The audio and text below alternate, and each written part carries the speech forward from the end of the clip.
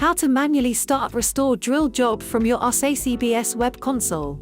For backup sets where the destination is to Ahsay CBS, it is possible to manually start a restore drill on the backup data at any time.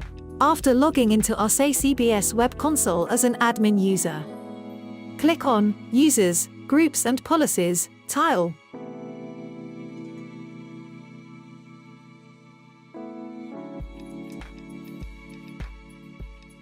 In the Backup User tab, select the backup user accounts and click on the Restore Drill icon.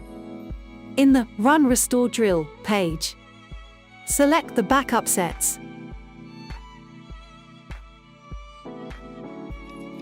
Click on the Start Restore Drill icon.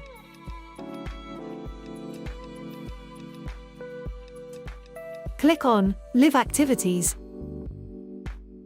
Restore Drill tab to monitor the progress of the job.